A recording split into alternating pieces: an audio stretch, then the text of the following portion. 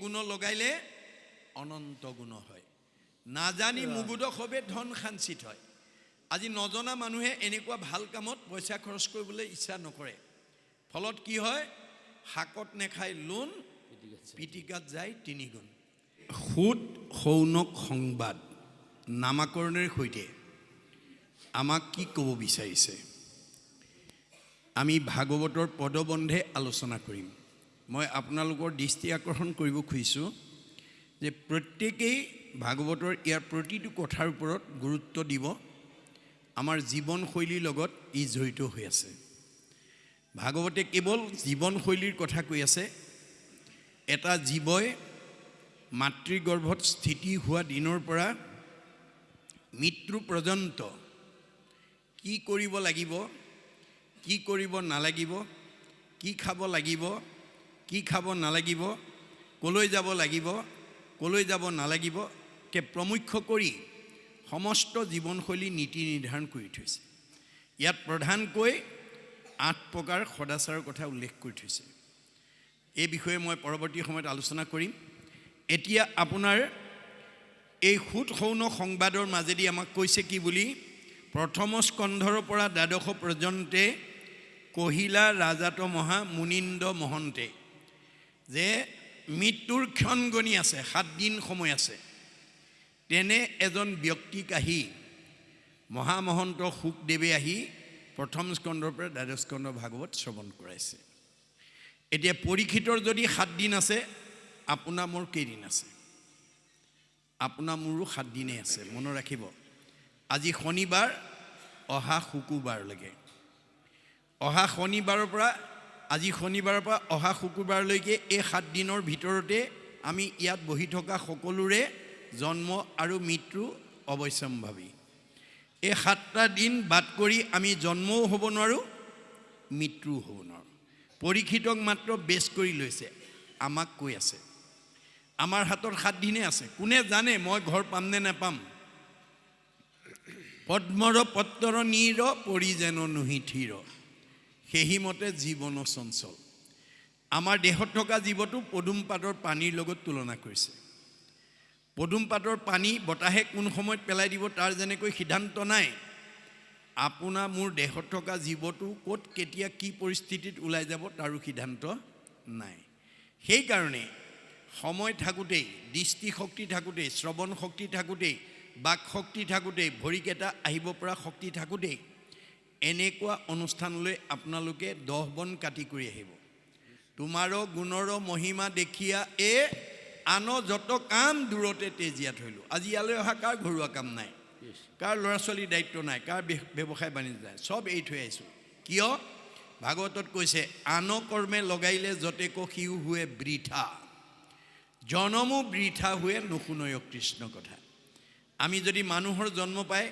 কৃষ্ণ কথা শুনাৰ প্ৰতি গুৰুত্ব নিদিওঁ তেতিয়াহ'লে আহিল কণা গোল কণা খাগৰি কাটিল 3 কণা মনুষ্যৰ জন্ম পাই হৰি নভজিলা অৱশ্যে হুইবা ভাই তীৰ্ণ তৰুশিলা আমি আকৌ তৰু তীৰ্ণ শিলালৈ অৱনমিত হ'ব লাগিব এয়া ভাগৱতৰ মত গতিকে তেওঁ কৈছে সংক্ষেপ কৰিয়া উধাৰিয়া তাৰ সাৰ শংকৰে ৰচিলা কৃষ্ণ চৰিত্ৰ পয়াৰ দ্বাদশ স্কন্ধ ভাগৱতৰ পৰা সাৰখিনি আনি শংকৰদেৱে আমাক ইয়াত লিপিবদ্ধ কৰিছে বা আমাক জ্ঞান দিবৰ কাৰণে চেষ্টা কৰিছে 2800 সহস্ৰ ঋষি বেদত প্ৰধান বিষ্ণুৰ নৈমিষ ক্ষেত্ৰ মহাপুণ্য স্থান মান্য কৰি সুতক পাতিলা সত্ৰ তথা সৌনক প্ৰমুখ্যে শুনে ভাগৱতৰ কথা যে নৈমিষাৰণ্যত 28000 ঋষি বেদজ্ঞ শাস্ত্ৰজ্ঞ টিকালজ্ঞ ধ্যানত ভগৱানক সাক্ষাৎ কৰিব পৰা যোগ্য ব্যক্তি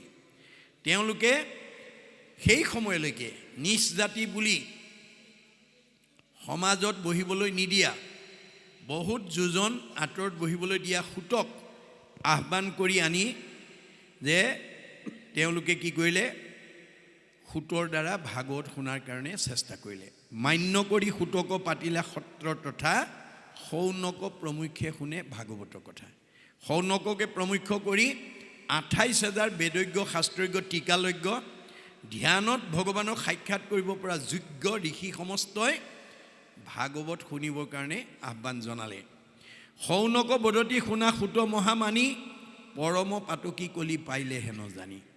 কিয় শুনিব বিচাৰিছে?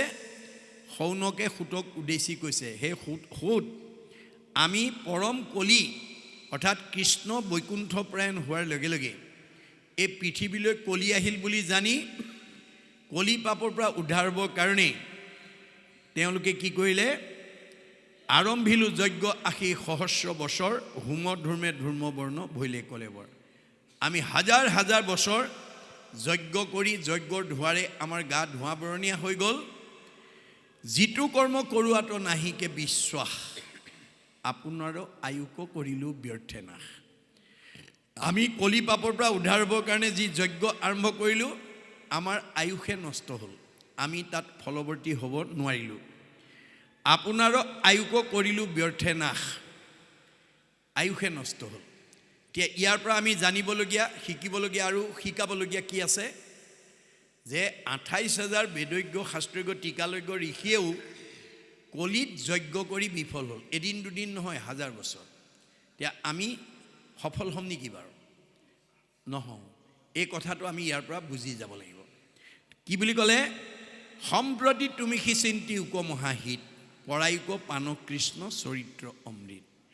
এতিয়া তুমি কৃষ্ণৰ অমৃতময় কথা নুশুনালে আমাৰ আৰু গত্যন্তৰ নাই। কিয়?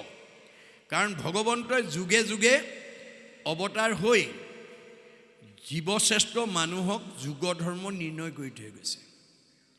সত্য যুগত হৰি অৱতাৰ হৈ সমস্ত জীৱশ্ৰেষ্ঠ মানুহক ক'লে, হে জীৱশ্ৰেষ্ঠ মানুহ, তোমালোকে এই মায়াময় সংসাৰৰ পৰা মুক্তি লাভ কৰিবলৈ হ'লে তোমালোকে ভগৱানক একান্ত মনে ধ্যান কৰিব লাগিব। আৰু ধ্যানৰ অন্তত ভগৱানৰ 10টা নাম ল'লে তোমালোক মুক্তি পাব পাৰিবা। সেইকাৰণে সত্য যুগৰ চব মানুহে ধ্যান কৰিছিল আৰু ধ্যানৰ অন্তত ভগৱানৰ 10টা নাম লৈ মুক্তি পাইছিল।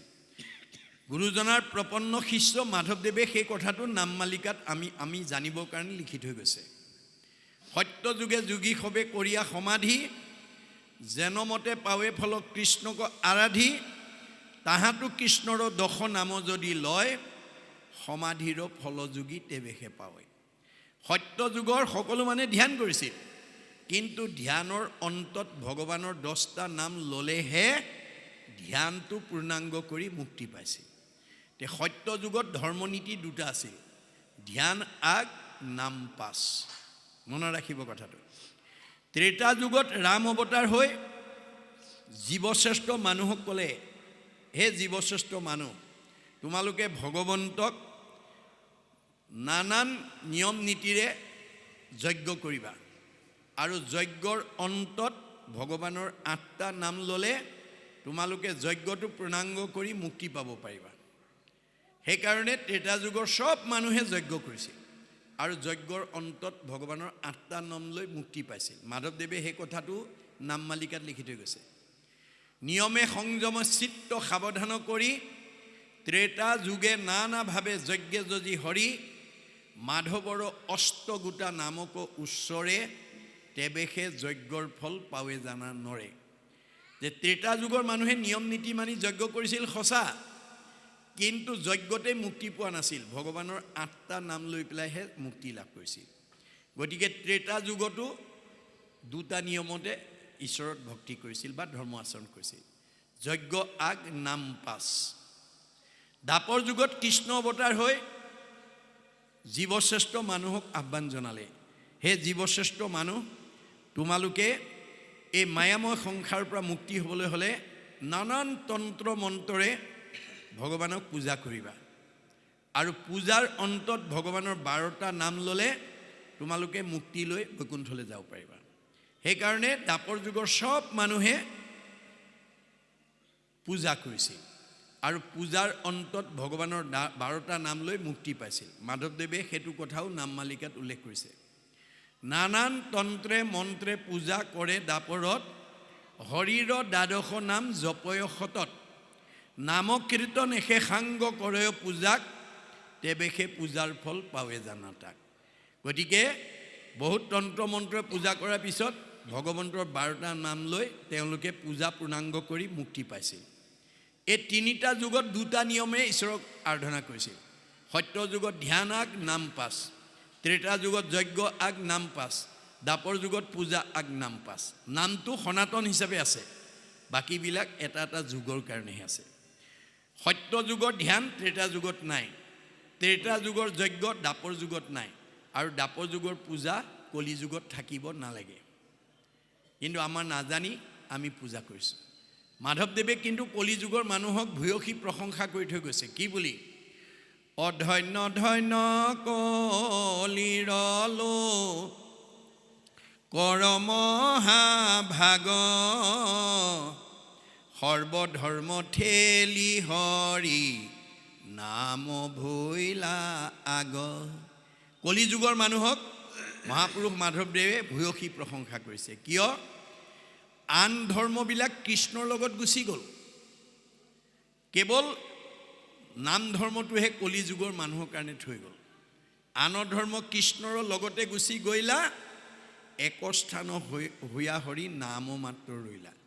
এতেকেহে নামতো সমস্ত পুণ্য পায়, জানিয়া যতনে ফুৰা হৰি গুণ গায়। নামে তপ নামে জপ নামে যুগ ধ্যান, নামে দান নামে পুণ্য কোটি তীৰ্থ স্নান। নামে ধন জনবন্ধু নামে পিতা মাতা, নামে নিজ সুহৃদ নামে সে গতি দাতা। ইহ পৰ লোকে নাম বিনে গতি নাই, চাৰিও বেদৰ ইহে মুখ্য অভিপ্ৰায়। চাৰিখন বেদে সিদ্ধান্ত দি থৈ গৈছে, কলি যুগৰ মানুহ নামৰ বিনে আনে তৰিব নোৱাৰে। আৰু স্বয়ং সৃষ্টিকৰ্তা ব্ৰহ্মাই এই চাৰিখন বেদ আনি তিনিবাৰ প্ৰমাণ কৰি এই কথা আমাক কৈ থৈ গৈছে। চাৰিও বেদক ব্ৰহ্মাই আনি বিচাৰিলা 3 প্ৰমাণী, এহি মানে মাত্ৰ কৰিলা সাৰ, হৰি কীৰ্তনেহে তৰে সংসাৰ। কলি যুগৰ মানুহ ঈশ্বৰৰ নাম নললে তৰিব নোৱাৰিব। আগৰকেইটা যুগত তপ জপ যজ্ঞ কৰি যিটো ফল পাইছিল, ধ্যানে যজ্ঞে পূজাৰো কহিছে যেন ফল, হৰিৰ কীৰ্তনে তাকো সাধয়সকল। যৎ ফলং সৰ্বতীৰ্থেষু সৰ্বযজ্ঞেষু কীৰ্তিতম, তৎ ফলম কৌটি গুণম পুণ্যম ৰাম নাম এব লভ্যতে। আগৰকেইটা যুগত তপ জপ যজ্ঞ কৰি যিটো ফল পাইছিল, কলি যুগৰ মানুহে এবাৰ ভগৱন্তৰ নাম ল'লে সেই ফলৰ অধিকাৰী হয়। জপত সৰ্ববেদাঞ্চ সৰ্বমন্ত্ৰাঞ্চ পাৰ্বতী, তস্মাৎ কৌটি গুণম পুণ্যম ৰাম নাম এব লভ্যতে। তপ জপ যাগ যজ্ঞ হোমব্ৰত কৰাতকৈ হে পাৰ্বতী, তুমি এবাৰ ভগৱন্তৰ নাম ল'বলৈ যত্ন কৰা, শতকোটি পুণ্যৰ অধিকাৰী হ'ব। শ্ৰুতি স্মৃতি পুৰাণেষু ৰাম নাম ইদম স্মৃতম, নাট পৰতং পুণ্যং ত্ৰিশু লোকেশু বিদ্যতে। এই তিনি তলিকত ৰাম নামৰ বিনা আৰু গত্যন্তৰ নাই। এয়া ভগৱন্তৰ মুখৰ বাণী। গতিকে আমাৰ কলি যুগৰ মানুহক তৰিবৰ কাৰণে কেৱল নাম থৈ গ'ল। সেইকাৰণে এতিয়া কলি কৃষ্ণ বৈকুণ্ঠ প্ৰায়ণ হোৱাৰ লগে লগে কলি আহি গ'ল। গতিকে এই কথা নাজানি 28,000 ঋষিয়ে যজ্ঞ কৰি বিফল হ'ল, আৰু শেষত তেওঁলোকে উপলব্ধি কৰি পালে যে কলি যুগত যজ্ঞ কৰিলে জীৱ তৰিব নোৱাৰে। সেইকাৰণে তেওঁক আহ্বান জনাই ক'লে যে সম্প্ৰতি তুমি সিচিন্তি উপমহাহিত, কৰাই উপপান কৃষ্ণ চৰিত্ৰ অমৃত। এতিয়া সুতক মাতি আনি গুৰু আসনত বহুৱাই 28,000 ঋষিৰ সৰ্বশ্ৰেষ্ঠ গুণজ্যেষ্ঠ মানে সৌনকে এই আহ্বান ক'লে যে তুমি এতিয়া আমাক অমৃতময় কৃষ্ণ কথা নক'লে আমাৰ গত্যন্তৰ নাই। তাৰপিছত কৈছে পৰম ঈশ্বৰ কৃষ্ণ দেৱনাৰায়ণ, তান মহাভক্তি ইটো শ্ৰৱণ কীৰ্তন। এতিয়া ভগৱন্তৰ মহাভক্তি শ্ৰৱণ আৰু কীৰ্তন। ভগৱন্তৰ গুণ নাম কলিযুগৰ মানুহে শ্ৰৱণ কীৰ্তন নকৰিলে গতি পাব নোৱাৰে। আৰু কি বুলি কৈছে? ইহাক নাজানি আন কৰ্ম কৰি মৰো। এই কথাটো নাজানি আমি যাগ যজ্ঞ কৰি আমাৰ আয়ুস নষ্ট হ'ল, আমি নিজে মৃত্যুৰ মুখলৈ গ'লোঁ।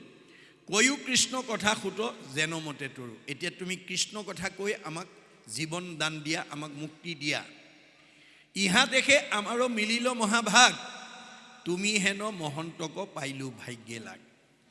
এই 28,000 ঋষিৰ যিটো অনুভৱ, আজি আমি প্ৰত্যেকেই ইয়াত অংশগ্ৰহণ কৰা প্ৰত্যেকেই সেই অনুভৱটো কৰিব লাগিব যে আমি পৰম পুণ্য কৰি আহিছিলোঁ, যাৰ কাৰণে আজি এই ৰূপজ্যোতি প্ৰাথমিকৰ বহি নামঘৰত বহি আমি ভকতৰ সংগত কৃষ্ণ কথা শুনিবলৈ সৌভাগ্য কোন পাইছোঁ। এইটো 28,000 ঋষিৰ দৰে আমিও অনুভৱ কৰিব লাগিব।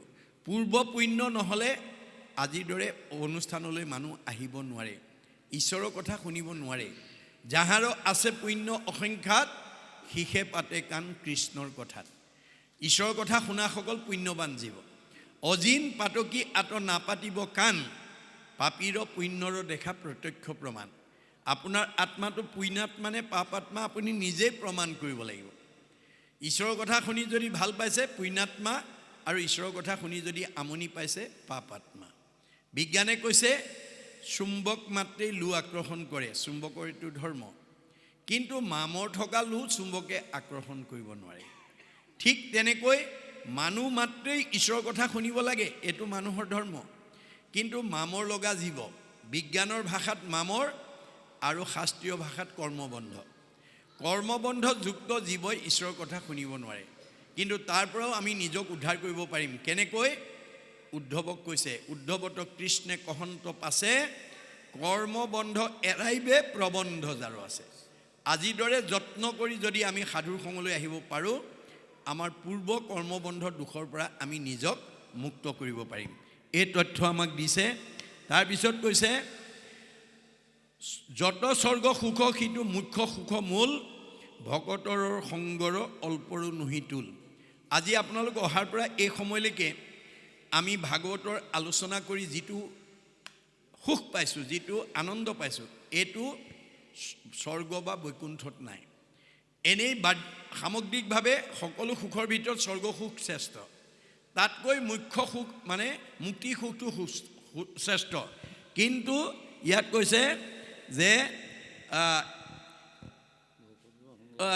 কৈছে যে ভকতৰ সংগৰ অল্পৰ নুহি তুল। আজি আমি ভকতৰ সংগত বহি যিটো সুখ পাইছোঁ, সেইটো স্বৰ্গ আৰু বৈকুণ্ঠত নাই। এই কথা নাজানি এদিন এজন ভকতে ভগৱন্তক দাবী কৰিলে, প্ৰভু মোৰ ভকতিত তুমি সন্তুষ্ট হৈছানে? ভগৱন্তই ভাবিলে ইয়াৰ গণ্ডগোল লাগিল। তেওঁক সন্তুষ্ট দিবৰ কাৰণে ক'লে, হয় হয় মই তোমাৰ ভক্তিত সন্তুষ্ট হৈছোঁ। যদি তুমি মোৰ ভক্তিত সন্তুষ্ট হৈছা, মোক মুক্তি দিয়া নাই কিয়? তোমাক মুক্তি লাগে নেকি?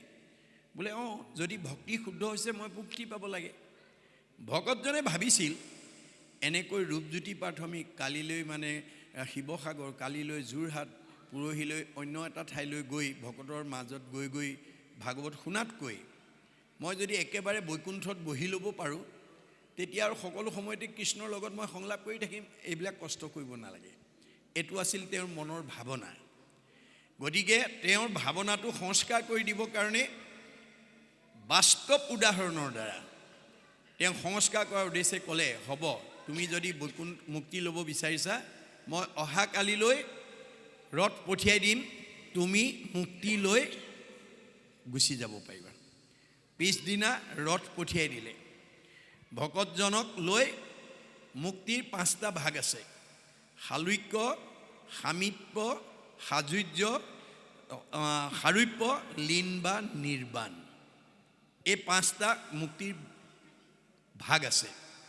এতিয়া তেওঁক নি শালুক্য স্বলোকত অৰ্থাৎ বৈকুণ্ঠত নি বহুৱাই থ'লে। তেওঁ বহি আছে। তেওঁ ভাবিছিলে মই অহাৰ লগে লগে কৃষ্ণ আহি মোৰ লগত খা খবৰ কৰিব।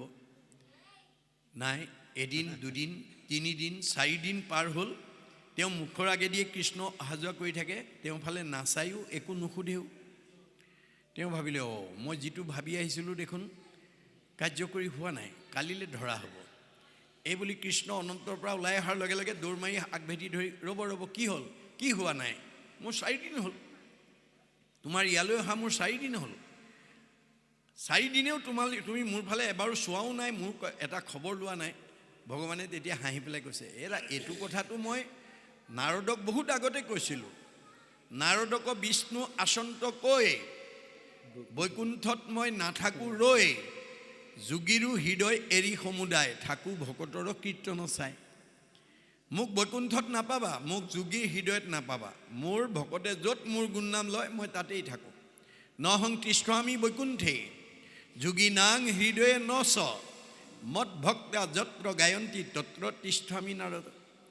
মোৰ ভকতে য'ত মোৰ গুণনাম লয় মই তাতেই থাকোঁ। এইটো অকল হিন্দু দৰ্শন নহয়, বাইবেলতো কৈছে হুৱেৰ টু অৰ মোৰ এছেম্বল, যি ঠাইত দুজন বা তাতকৈ বেছি মানুহ গোট খায়, ইন মাই নেম, মোৰ নাম লয়, আই এম দেয়াৰ, মই তাতেই থাকোঁ। আজি ইয়াতে আছে। আৰু যাবৰ সময়ত যেতিয়া উদ্ধৱে আপত্তি কৰিছিল, প্ৰভু তুমি মোৰ বৰদেউতাৰ ল'ৰা বসুদেৱৰ পুত্ৰ, আৰু মই তোমাৰ খুৰাৰ ল'ৰা দেৱভাগৰ পুত্ৰ, বংশৰ ফালৰ পৰা তুমি মোৰ ককাই ভাই, ভক্তিৰ দিশত তুমি মোৰ আৰাধ্য দেৱ। এতিয়া মই ইংগিততে গম পাইছোঁ তুমি দেৱকাৰ্য সাধন কৰি নিজ ধাম বৈকুণ্ঠলৈ যাব ওলাইছা, কিন্তু মোক এৰি থৈ গ'লে নহ'ব। তোমাৰ অবিহনে মোৰ জগত অন্ধকাৰময়, গতিকে তুমি মোক এৰি থৈ যাব নোৱাৰিবা। তেতিয়া কৃষ্ণই হাঁহি পেলাই কৈছে, উদ্ধৱ তুমি ঠিকেই কৈছা, কিন্তু তোমাক যদি মোৰ লগত লৈ যাওঁ তেতিয়াহ'লে মই যি লক্ষ্য উদ্দেশ্য লৈ পৃথিৱীলৈ আহিছিলোঁ চব লক্ষ্য উদ্দেশ্য ভ্ৰষ্ট হৈ যাব। কিয়নো তুমি আমি দুয়ো গ'লে মিলিব অনৰ্থ, লুপ্ত হৈব জ্ঞান ইটো ভকতিৰ পথ। তোমাক যদি মোৰ লগত লৈ যাওঁ, ভকতক যদি ভগৱন্তই লৈ যায়, এই ভক্তি পথটো ইয়াত লুপ্ত হৈ যাব। ফলত কি হ'ব? অধৰ্মে পিৰিব লোক যাইবে অধুগতি, ভকতিকত ৰাখি তুমি থাকিও সম্পত্তি। যে তুমি ভক্তিৰ পথটো ৰক্ষা কৰিব লাগিব। মোৰ এই মহাবাক্য নচাৰিবা তুমি, শ্ৰৱণ কীৰ্তন প্ৰৱৰ্তাই থাকা তুমি শ্ৰৱণ কীৰ্তন ভক্তি ধৰ্মটো প্ৰৱৰ্তন কৰি থাকা। আজি আমাৰ এই গাঁৱৰ লিলি ওজাৰ পৰিয়ালবৰ্গই উদ্ধৱৰ কাম কৰিছে। দুদিনীয়া কাৰ্যসূচী লৈ ইমান ভকতক মাতি আনি ঈশ্বৰৰ কথা শুনাই ভক্তি আচৰণ কৰাই দিছে, জন্ম জন্মান্তৰ কাৰণে পুণ্য অৰ্জন কৰাই দিছে। গতিকে আমাৰ এই জীৱবিলাকক উপকাৰ কৰাৰ লগে লগে পৰিয়ালবৰ্গৰ কি হ'ব? পৰোপকাৰায় পুণ্যম। আৰু মাইক্ৰফোন ব্যৱহাৰ কৰি পইচা বেছি খৰচ কৰিছে, কিন্তু পুণ্যৰ মাত্ৰাও বেছি হৈছে। আমাৰ ভাগৱতত কৈছে একজনে যদি নাম ওচৰৈ শুনে মানে পাপ সবাৰো হয়। এই প্ৰতিধ্বনি যিমান দূৰলৈকে নামৰ বা ভাগৱতৰ প্ৰতিধ্বনি মাইক্ৰফোনেদি যিমান দূৰলৈকে যাব, মানুহটো দূৰৰ কথা, মূৰ ভক্ত জৈত্ৰ থাকে উদাৰ চৰিত্ৰ, কীট পতংগ কুশিটো কৰয় পবিত্ৰ। আজি লিলি ওজাৰ পৰিয়ালটোৰ বা ঘৰখনৰে নহয়, এই অঞ্চলৰ মানে পঁইতাচোৰা নিগনি পৰ্যন্ত প্ৰাণী জগতৰো উপকাৰ হ'ব, আৰু জগতৰ প্ৰদূষণ বায়ু সংশোধন হ'ব। গতিকে জগতৰ উপকাৰ কৰা কাৰ্যসূচী লোৱাৰ কাৰণে পৰিয়ালবৰ্গৰ কি হ'ব? পৰোপকাৰায় পুণ্যম, অক্ষয় পুণ্য হ'ব। মনত ৰাখিব কথাটো। গতিকে এই কথা আমাক ভাগৱতে স্বীকাৰ কৰিছে বা এই কথা আমাক কৈছে, আমি প্ৰত্যেকেই যাতে অৰ্থ উপাৰ্জনৰে কৰিলেই নহ'ব, অৰ্থ ব্যয় কৰিব জানিব লাগিব। অৰ্জুনক কৈছে শুনা ধনঞ্জয়, ধন নহ'লে কাৰ্য নিশিজয়। মই ধনটো তোমাক সৎকাম কৰিবৰ কাৰণে দিছোঁ আৰু জীৱনৰ নিৰাপত্তাৰ কাৰণে দিছোঁ। মই দিয়া ধন থাকি যদি চুৰ ডকাইতৰ বলি হ'ব লগা হয়, ঘৰতে যদি চুৰ ডকাইতে মাৰিব লগা হয়, ধন থাকি যদি তুমি বিপদগ্ৰস্ত হোৱা, তেতিয়াহ'লে ধন উপাৰ্জনৰ সাৰ্থকতা ক'ত? মই ভাগৱতত ধন কেনেকৈ উপাৰ্জন কৰিব লাগে, ব্যয় কৰিব লাগে লিখি থৈ আহিছোঁ। ন্যায় উপাৰ্জিত বিত্ত শুদ্ধ আতিশয়, সেই বিত্তে ভগৱন্তক পুজিব লাগে। সৎভাৱে উপাৰ্জন কৰা ধৰণে আমি ভগৱন্তক পূজা কৰিব লাগিব। অৰ্থ আজি বাৰ কিঞ্চিত একো নাহি ফল, যদি নভ জয় হৰি চৰণ কমল। আমি ধন উপাৰ্জন কৰি আজিৰ দৰে যদি ঈশ্বৰ সেৱা কৰ্ম কৰা নাই, আমাৰ ধন উপাৰ্জনৰ কোনো মূল্য নাই। কিয়? দুখ কৰি ধন ধান আৰ্যা যত মানে, কৃষ্ণে এৰে যদি তাকো খাইবে আনে। আপুনি ব্যৱসায় বাণিজ্য কৰি চাকৰি কৰি বহুত ধন উপাৰ্জন কৰি বেংকত ফিক্সড ডিপজিট কৰি থ'ব পাৰিব, কিন্তু যিদিনাখন আপোনাৰ মোৰ দেহৰ পৰা কৃষ্ণ ওলাই যাব, সেই বেংকৰ ফিক্সড ডিপজিটৰ ধনটো আৰু আমি ভোগ কৰিবলৈ নাপাওঁ। কোনে কৰিব? নমিনীয়ে কৰিব। সেইকাৰণে গুৰুজনাই ভাগৱতৰ মাজেদি আমাক কৈছে, নিজ হস্তে আৰ্জি যদি উপজগন্নাথ, কিছু ব্যয় কৰি উপ শৰীৰ সেৱাত। এই দুখন হাতেৰে তুমি যি উপাৰ্জন কৰিছা, মোৰ কামত কিবা এটা অংশ দিল খুচিকে ব্যয় কৰিবা। যিবা কিছু আছে ধন, তেজাত আৰু মোহ মন, কিছু ব্যয় কৰা হৰি অৰ্থে। বোলে লাভ কি হ'ব? তেবেশে ভকতি বাঢ়ে, মাধৱত প্ৰেম চৰে, তেবে ধন নাযায় তাৰো ব্যৰ্থে। আজি সেউকী পৰিয়ালৰ দুদিনীয়া কাৰ্যসূচী সফল ৰূপায়ণ কৰিব যাওঁতে যথেষ্ট টকা খৰচ হৈছে দেখাত, কিন্তু বেদৰ মতে, ভাগৱতৰ মতে, ভগৱানৰ মুখৰ বাণীৰ মতে জমা হৈছে। এক গুণ লগাইলে অনন্ত গুণ হয়, নাজানি মুগুদ সবে ধন সাঞ্চিত হয়। আজি নজনা মানুহে এনেকুৱা ভাল কামত পইচা খৰচ কৰিবলৈ ইচ্ছা নকৰে। ফলত কি হয়, শাকত নেখাই লোন, পিটিকাত যায় 3 গুণ। আমাৰ ভাগৱতত কৈছে, মই দিয়া ধন থাকি যদি মোৰ কামত ব্যৱহাৰ নকৰে, ধন সাঞ্চি যিটো বিষ্ণু বৈষ্ণৱক নেদৈ, গৃহাগত ভৈলে তাক নাই বুলি খেদৈ, মাধৱৰ নামলৈয়া বৈষ্ণৱ বোলাৱে, হেনয় জনক দণ্ড দিয়ন্ত মাধৱে। ভগৱন্তই দিয়া ধন থাকি যদি ভগৱন্তৰ কামত আমি খৰচ নকৰোঁ, বৈষ্ণৱেই হওক বা অবৈষ্ণৱেই হওক, মই তাক দণ্ড দিম বুলি কৈছে। কেনেকৈ? নহি চিৰে নেই নহি অগ্নিয়ে দহয়, নহি দণ্ড বন্ধ হুয়া ৰাজাই লয়। তাৰ ধনটো হয় চুৰ ডকাইত উগ্ৰপন্থীয়ে লৈ যাব, নহয় জুয়ে পুৰিব, নহয় আকস্মিক দুৰ্ঘটনা বেমাৰ আজাৰ হৈ ডাক্তৰে খাব, নহয় কাজিয়া পেচাল লাগি কেছ মামলা লাগি পুলিচে খাব। সিমানতো মই ৰেহাই নিদিওঁ। হাঁ ধন বুলি পাছে কান্দেৰাও বান্ধি, ঘৰে ঘৰে ভিক্ষা মাগে কৃষ্ণ কৃষ্ণ বুলি। সেই জীৱটোক মই পিছৰ জন্মত ভিক্ষাৰী কৰি পঠিয়াম, আৰু মোৰ নাম লৈ ভিক্ষা খুজিলেহে সি সেই দুখৰ পৰা মুক্ত হ'ব পাৰিব। সেইকাৰণে আমি গাড়ীয়ে মটৰে বা ট্ৰেইনত গ'লে দেখিব, যি জনগোষ্ঠীৰে ভিক্ষাৰী নহওক, ঈশ্বৰৰ নাম লৈ ভিক্ষা খোজে। এয়া ভাগৱত দৰ্শন। গতিকে আমি যদি ভগৱন্তৰ কামত এগুণ খৰচ কৰোঁ, অনন্ত গুণ দিয়ে, তেওঁ ধাৰ নেখায়। ভগৱন্তই কৈছে, তুমি 2 হাতে দিবা, মই 4 হাতে দিম, তুমি এগুণ দিবা, মই অনন্ত গুণ দিম। তাৰ প্ৰমাণ দ্ৰৌপদীৰ ক্ষেত্ৰত দেখুৱাই থৈ আহিছোঁ। দ্ৰৌপদীক ভগৱানৰ 16,108 গৰাকী ভাৰ্যা, 8 গৰাকী চবতকৈ ধুনীয়া। কৃষ্ণই বাকীবিলাকতকৈ 8 গৰাকীক বেছি ভাল পায়, অষ্টমহিষী বুলি কয়। কিন্তু তেওঁলোকতকৈ আকৌ দ্ৰৌপদীক বেছি ভাল পায়। এই কথাটো জানি 8 গৰাকীৰ মনত ক্ষোভ আৰু কৃষ্ণৰ ওপৰত জেদ। গতিকে আমি ইমান ধুনীয়া ধুনীয়া 8 গৰাকী থাকোঁতে এওঁ আকৌ দ্ৰৌপদীকো ভাল পায়। কিন্তু কিয় ভাল পায়, এই কথাটো বাস্তৱ উদাহৰণৰ দ্বাৰা এই 8 গৰাকীক যদি মই দেখুৱাই দিব নোৱাৰোঁ, অনাগত দিনত এওঁলোকে এই বিষয়টো লৈয়ে মোৰ ওপৰত ক্ষোভ কৰিব, জেদ কৰিব। গতিকে 8 গৰাকীক সংস্কাৰ কৰাৰ উদ্দেশ্যে তাৎক্ষণিকভাৱে তেওঁ এটা কৰ্মসূচী লৈ অস্ত্ৰ পৰিচালনা কৰি আছে আৰু দ্ৰৌপদীক আমন্ত্ৰণ কৰিছে। অস্ত্ৰ পৰিচালনা কৰি থাকোঁতে হঠাৎ অস্ত্ৰ লাগি আঙুলি কাটি তেজ ওলাবলৈ ধৰিলে। কৃষ্ণৰ আঙুলি তেজ ওলোৱা দেখি 8 গৰাকীয়ে ফটা কাপোৰ বিচাৰি ভিতৰ সোমাল। সেই সময়তে দ্ৰৌপদী আহি তেওঁৰ সন্মুখত উপস্থিত হ'ল, আৰু কৃষ্ণৰ আঙুলি তেজ ওলোৱা দেখি তেওঁ অকণো অপেক্ষা নকৰি পিন্ধি যোৱা শাৰীখনৰ আঁচল এটা ফালি তৎক্ষণাত কৃষ্ণৰ আঙুলি বান্ধি তেজ ৰাখি দিলে। 8 গৰাকীয়ে ফটা কাপোৰ লৈ আহি দেখে, দ্ৰৌপদীয়ে আঙুলি বান্ধি তেজ ৰাখিলে, ভালেতো এওঁক ভাল পায়, তেওঁলোক সংস্কাৰ হৈ গ'ল। অৰ্থাৎ কৃষ্ণই দৈহিকভাৱে নহয়, ভক্তিত ভাল পায়। 8 গৰাকী সন্তুষ্ট হ'ল। কিন্তু দ্ৰৌপদী এটুকুৰা বস্ত্ৰৰ ধাৰ লাগিল। এটুকুৰা বস্ত্ৰৰ ধাৰ অনন্ত বস্ত্ৰৰূপে পৰিশোধ কৰি দি জগতলৈ আদৰ্শ এৰি থৈ গৈছে। কোনদিনা?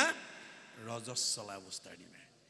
দুঃশাসনে যেতিয়া ৰাজসভাত বস্ত্ৰহৰণ কৰিছিল, বস্ত্ৰৰ ধাৰ বস্ত্ৰৰে পৰিশোধ কৰি দ্ৰৌপদীক উদ্ধাৰ কৰিছিল। যদি দ্ৰৌপদীক দিয়ে, আমাক নিদিব কিয়? এই বিশ্বাস আমাক লাগিব। সেইকাৰণে দাৰ্শনিক পণ্ডিতে কৈছে, to be faithful to your land will be faithful to you. আপুনি মাটিডৰাক বিশ্বাস কৰি খেতি কৰিবলৈ শিকক।